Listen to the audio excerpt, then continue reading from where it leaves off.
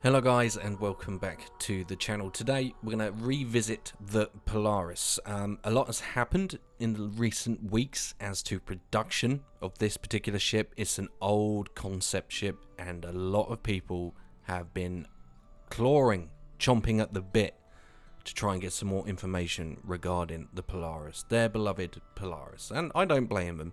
It is a Corvette, it looks amazing, it's fast, it's agile, it's lightly armoured, and it packs a punch. It is the power behind any punch of your fleet. 28 size 10 torpedoes, and internally it's going to have a complete rework, and because of that the ship externally is growing in size. So this ship is getting bigger. Bigger is better, especially if you own one already. So instead of having a light fighter in hangar, we're now going to be able to fit a medium fighter into that hangar. And no, I will not be filling it with bloody Furies, forget it. So the trajectory of this ship is good. It's going into production. It's going into production first over the Perseus and the Galaxy because they want to share assets that are used on the Polaris. They can then transfer that to the Perseus and the Galaxy, which makes sense because I think if you start big, it might be easy to shrink things to fit in smaller vessels rather than trying to start small and then trying to extend something into the Polaris. I think especially with its shape might have caused issues, so I think that's maybe why they're doing this in that particular order. I'm just guessing, that's a complete guess. I don't have actual factual knowledge of that at all. That's just sort of my theory towards that, because the Polaris and the Banner Merchantman I think are going to be almost certainly two of the most popular ships in the game. Unfortunately, the Merchantman has stopped, which is okay because they've done a fair bit on it, but it's good to see now the Polaris is entering production. But then hopefully there should be a knock-on effect. The closer we get to Squadron 42 being finished, all of those devs can then hop over to the PU and they should be belt feeding ships out at a rapid rate. That's my hope. Take that with a pinch of salt, but it is a good sign that this ship is going into production, because why would they waste the time and energy on something of this size if they didn't have faith in it? It's a good sign. It's a step in the right direction as far as I'm concerned. So the Polaris, very popular. It looks amazing. It doesn't lose any of its uniqueness externally. They've made a few tweaks, maybe a few turrets, they said. So apart from that, nobody's going to be disappointed with how this ship looks. Like I said, it's very popular, and I think it's because of the way it looks that it is so popular. It's a Corvette. It has some excellent components. It's going to be used by bounty hunters, absolutely. People with large fleets in AUEC almost certainly going to have a few of these, I would have thought. You know, 28 size 10 torpedoes, designed really to get in, hit hard, and then GTFO. It's lightly armoured, it's fast, and it's agile. So you're not going to stick around. I think the point of taking on a capital ship, I think, is going to be the most exciting when we do get our hands on this ship, and I think it will be going in hard and fast, saturating a target with torpedoes.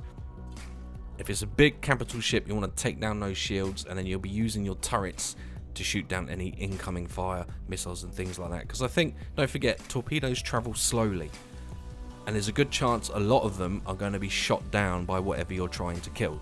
So having that ability with 28 size 10 torpedoes firing 4 at a time is going to increase your ability to hit a target and inflict serious damage. And then you would rely on maybe another Polaris or a Perseus or whatever is remaining in your fleet to take down that bigger ship. I think that's the way it's going to work. I don't think this ship is going to sit in the middle of a massive space battle and just take the punishment. I don't think this is what the Polaris will triumph at. I think it's hit hard, hit fast, and GTFO. I really like that aspect of gameplay. That sounds exciting. Cruising up to an enemy fleet, sending all of the torpedoes, all of them, and communication will be key from that, because the torpedoes are not fired via the pilot station. The order is given, and there is a dedicated torpedo room. Whoever's in there fires the torpedoes, so communication will be key. So multi-crew teamwork will be essential. If you're a solo player, you just got to hope that your NPCs aren't stupid.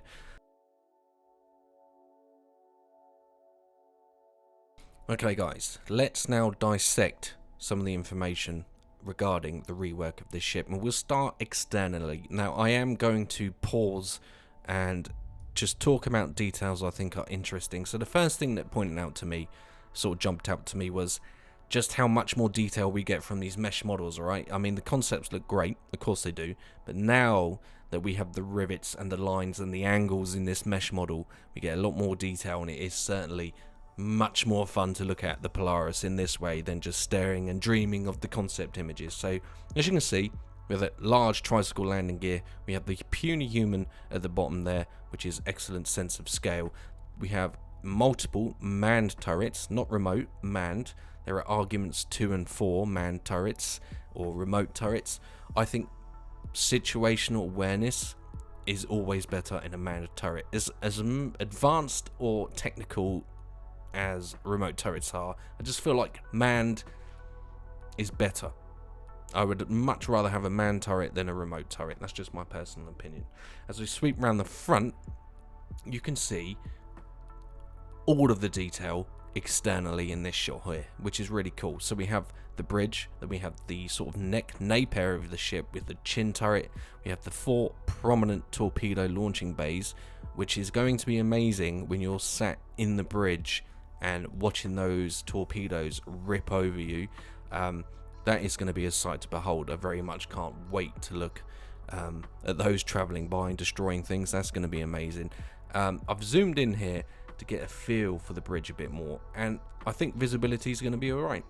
I really don't think it's going to be that much of an issue, because I know RSI have a bit of history with the Connies, but they are certainly proving to rectify those issues with visibility. I don't think it's going to be a problem. I really want to sit in that bridge. It looks like a very fun place to be, but it does look a hell of a lot more angular and venomous than it does in the concept images. We've got these sort of winglets all over the ship. It just looks really aggressive, and you can kind of see from its shape that it's designed to be fast, right? It's like an arrowhead in some respects. So yeah, very, very cool. I do like the externals.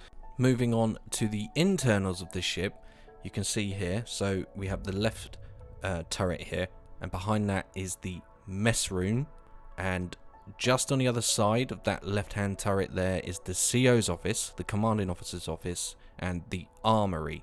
So that is where those particular rooms are situated. Note, CO room, not captain. So the captain, who will be in charge of the ship, will still be taking orders from whoever the CO is. Maybe he's getting information and orders from the fleet at large, and then passing that information on to the captain, who then decides the next best course of action. So that's an interesting crew dynamic that I wasn't expecting, and I think that's cool, to be quite honest with you. So it does look quite intricate. You'll note that there's a corridor running down the spine of the ship and then wraps around the hangar at the back, so that's going to be your main traversal on the top deck. It does seem to be split into 2 decks. You can just see there at the front we have the torpedo storage, in the front left of the ship there, just behind the chin turret, and a flight of stairs. So it's an interesting layout, I think, internally for the Polaris. And then of course we have a Sabre sat in the hangar there, with the corridors wrapping around that particular hangar, taking us to different areas of the ship, like the brig, the medical room, and all that good stuff. So it does look very complex, and I can see why they would want to start here. Start with the hard stuff, and then filter down to a ship that might not be as complicated, like the Perseus with its smaller size. Moving on, we arrive at, and I was actually very happy to see this particular shot here, because I am always and forever moaning about the size of gravity generator balls. I think the one in the 890 jump and the Reclaimer are far too small. Here, this looks like an adequately sized gravity generator. At least that's what I'm assuming is. But the engineering looks great. And bearing in mind, at any point this could all change. But for now, just to have a glimpse of where they're sort of trying to feel their way through the ship, this is going to be amazing, especially for you guys that are interested in being space engineers. Because I think the engineer role is probably going to be the most important role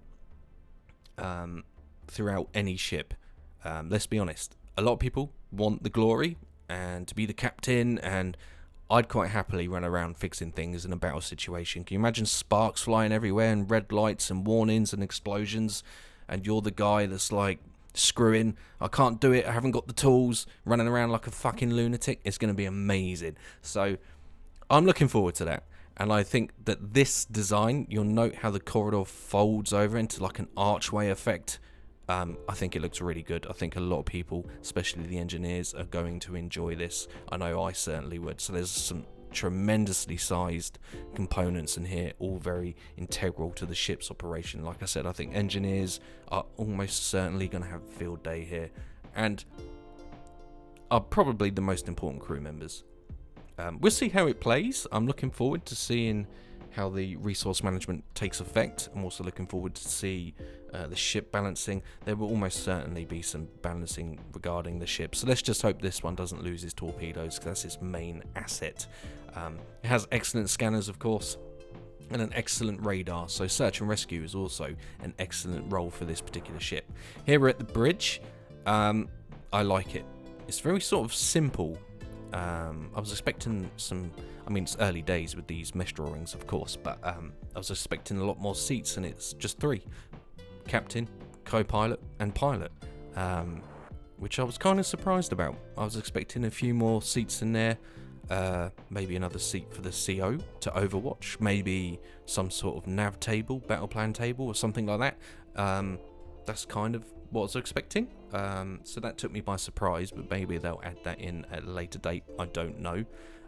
It is only, after all, a Corvette, and Corvettes are typically supposed to be small, but obviously it doesn't apply in the UEE Navy. So very cool stuff. The bridge is going to be a good place to sit. We do have escape pods located in various areas of the ship. So we have one, this is directly behind the cockpit bridge area of the ship, for the important people to run away bravely. There are some extra ones located towards the rear of the ship as well, on each side, so port and starboard. I think there's 4. So escape pods, I don't know if there's enough in this ship, but we'll see how that plays out. You know, it's good to have some at the back and at the front, so everyone has an equal chance to escape if they need to. Have a captain's quarters here, or the captain's room. I'm assuming it's the captain's room. It could be the CO's office. Maybe he gets his own office and sends the orders and information to the captain. I don't know. I imagine they won't be too dissimilar. So that's, at the moment, I think we can see some monitors in the desk and some monitors on the wall. Nothing special, some shelves behind him, so basic military operation stuff, nothing fancy. But yeah, I'm not sure if it's the COs or the captains, or maybe they share them. I don't know. Then we have armory storage, which is next to the CO's room. Again, they are important. You will need military personnel on board. You will need people on guard. Boarding actions are going to be a thing. Piracy is going to be a thing. So having security on board is going to play an important role, and they need access to weapons and armor. So yeah, just a little bit small, I think. There's only 1, 2, 3, 4, 5, 6 lockers there, and another 6 the other side, so 12 security personnel. I don't know. I'm just theorizing, guessing. And then we come to living quarters here, which is really good, because I love the way they've managed to get these bunks in this sort of triangular shape as you walk through this arch, which seems to run down the spine of these bunk beds. Crew storage, lockers, overhead lockers. They have monitors, TVs at the end of their beds. We've seen that before, and I think the Javelin and the Idris, I think, have these, and some other ships that I can't remember right now. But design-wise, I love the arch look of these. So we know now that the crew are not going to get any privacy.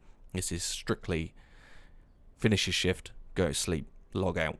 That's it. Don't expect any privacy. I don't see in these shots any sort of on-board facilities, washrooms, or anything like that. I imagine that's a separate area of the ship. But yeah, very clever how they've managed to fit these in to an awkward ship. Looks great. Has potential for sure. Obviously, like I said, they could tweak these at any point, but it's good to get some insight in the direction that they think they can get the internals to work. And yeah, I really like this area of the ship. It looks really good, really well designed. Moving on, we have a new recreation room, which is very large. Or is it the mess hall with the recreation in the same area? Maybe behind us there is the kitchen area or something of that nature. I'm not sure. It would make sense because of the awkwardness of this ship to put them all together. So you could have people eating and the rest of the crew just chilling out playing space pool. I'm not entirely sure, but yeah, no complaints. Pretty basic, obviously, but the crew do need time off. So it's going to be interesting to see. I mean, the colour scheme. A lot of the concept images have been sort of blue and white, which makes sense to some respects.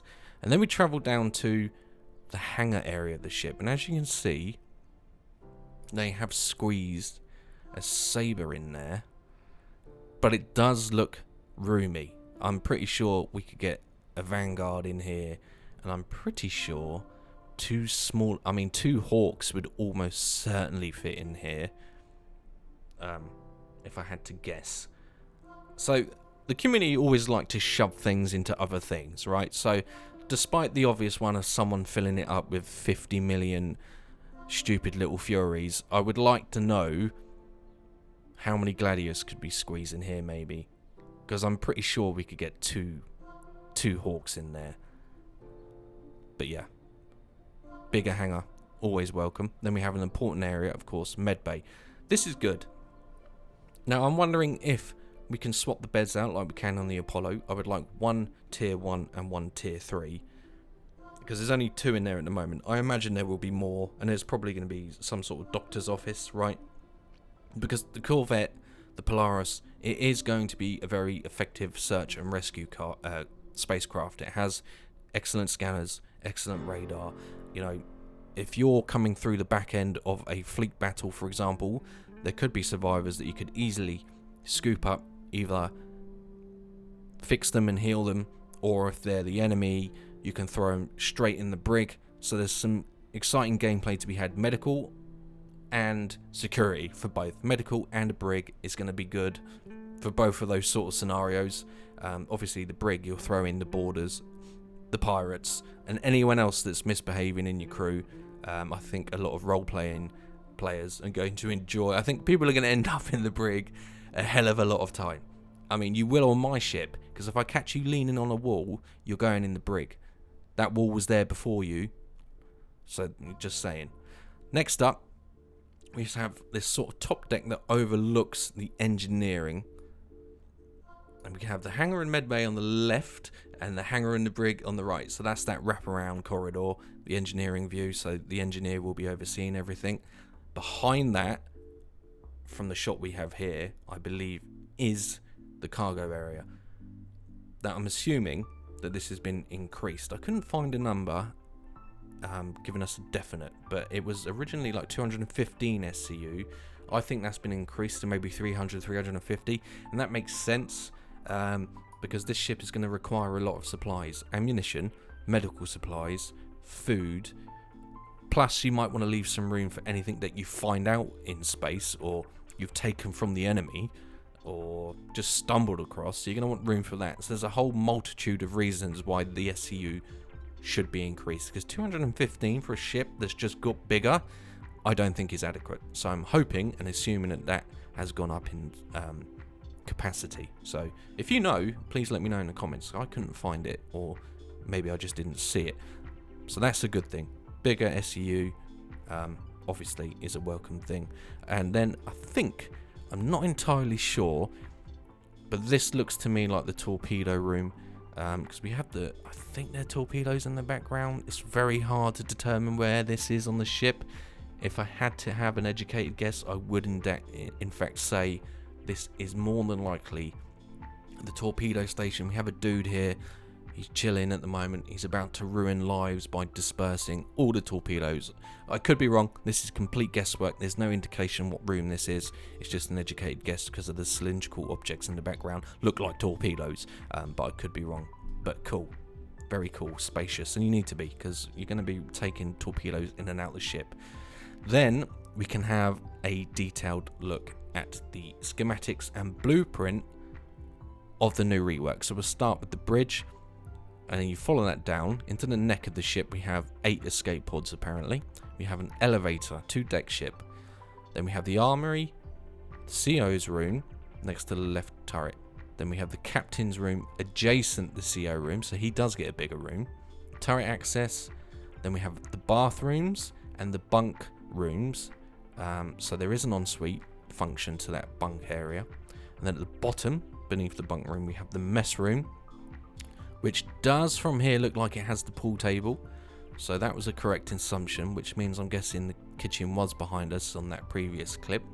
And we have a docking collar at the top, turret, 4 more escape pods. Then we have the medical bay, then we have the cells, and then a rear turret and turret access. So we also have a small cargo elevator, which is going to be useful. So we'll have, I'm guessing, 1, 2, yeah, so there are 2 elevators on the ship. Okay, one at the front near the nape of the ship, and then one at the back in the small cargo elevator. So that's going to allow you to move supplies, especially if you're trying to repair, rearm your fighter or armada of Furies. Then having this small cargo elevator at the back is almost certainly going to pay dividends, because you can retrieve stuff from the second deck, bottom deck, bring that up and do what you need to do, and vice versa. So that's going to be useful. Yeah, it makes things a little bit clearer as to how this ship is going to operate. And I like that we have a big central corridor that's wide enough for everyone to run around in emergency situations and get to and from areas of the ship relatively easily. You're not going to get lost. You're not going to get lost, which is nice, because I got lost the first time I got in a Drake Caterpillar. So that is nicely laid out. And then we have the lower deck here. So we have the torpedo room, which is independent of the cockpit, as we said before. We have the crew elevator. Then we have a dedicated cargo room. And what's interesting here is the cargo ramp is a side cargo ramp, which I don't think many other ships have. In fact, I can't think of one that has a ramp out the side, which makes sense because of its awkward shape that can raise and slide in, I imagine. Cargo room, another, and then the cargo elevator. Then we have a whole dedicated engineering section at the rear of the ship, where your engineer is going to have a lot of fun. Because those components and that engine, gravity ball, shields, it looks like it's all in one place, and actually could make this a weak point of the ship, I guess. One swift kick in the engineering compartment of this ship and things are gonna break very quickly. But it's good for the engineer, because he's not going to have to be running around like a lunatic to fix most things, I would have thought. Be interesting to see where components end up on this ship. So, there's a lot to extrapolate from the little snippets of information we got from that particular video. If anything, it's made me even more optimistic, because I know this ship has been sought after by a lot of people for a very long time, and there's only so much theory crafting you can do before it gets stale, you know. And that's why I kind of wanted to come back, rein it in a little bit, and with the new information that we've got, it brings a sense of joy, because we're on the right track now. Things are happening, things are moving. We've all been waiting a long time for our favourite ships, and this is a good indication. And I think the detail they've put into this rework, what we can extrapolate, is only good stuff. I think the ship getting bigger, larger SCU, I would have thought. The fact we can take a bigger fighter for whatever operations you are doing.